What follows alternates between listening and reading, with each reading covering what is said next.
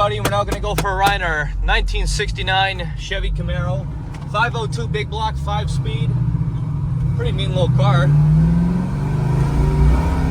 As you can hear, she is mean. 2-inch Cowl induction, American racing wheels. Ooh, she's got torque.